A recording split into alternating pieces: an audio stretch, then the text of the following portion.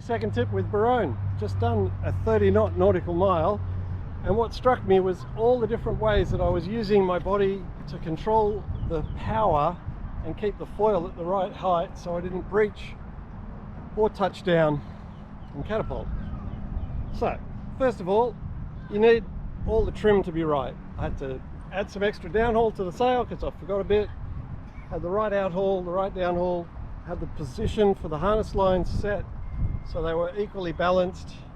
The mast base was in the right spot, and you can tell because I was sailing across the wind and then turned downwind doing a slingshot maneuver, and the trim was beautiful through that whole acceleration phase. So ideal mast base position was found, and that was good.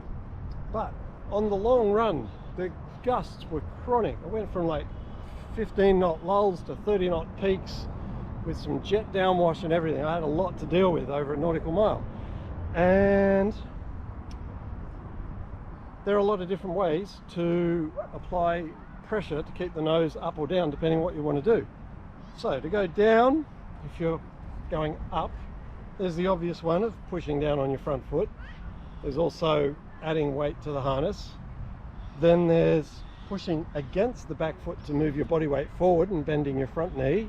That brings your body weight forward, and if you're weighted into the harness, that's all going through the mast base, so that keeps the nose down. You can rail the board over, so push down on your front and back foot heels to get the board onto its edge. That cuts the vertical lift component from the foil and keeps your nose down. Also, I find pulling on the backhand sheets the sail in a little bit harder. It's a bit scary and counterintuitive, but that extra force pushes down on the nose and keeps the nose under control a little bit. So they're about the main ways, but there's some other extreme ones as well. One time I found myself pushing up on the front foot strap because I was leaning so far forward. I was actually on my toes pulling up on the front foot, and the back foot was lifting up to try and get the nose down. So that was an extreme moment when I had to fight for control. And then of course, if you are cruising at that speed and you start to dip down, the last thing you want to do is touch the water. So, you know, flattening the board off, getting it level, pushing down on the back foot can help bring the board back vertical or horizontal and stable again. But you've got to be careful. And then the other thing is when sheeting in at different speeds, especially. Sometimes, say I'm at a slower speed, there's not enough lift in the front foil, so I sheet in and push back against the front foot and sheet in, and so I can feel pressure on my front leg against the foot strap as I sheet in, and then you've got to push back and out to get the power on.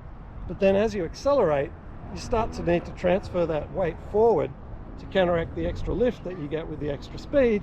And so then you're pushing back against the back foot, both outboard to sheet in and forward to move your body weight forward. So there's a lot going on, and I can't tell you when you need to do each one, because sometimes you need to just push down on the mast to keep it under control. Sometimes you need to sheet in or out, move your body weight forwards or back, twist your hips, push one foot, push the other. Like, there's so much going on, and depending on what's happening with the sail and the foil and the wake and the swell and the chop, you might need to do one or more of those at different times. But with experience, 30 knots becomes fun.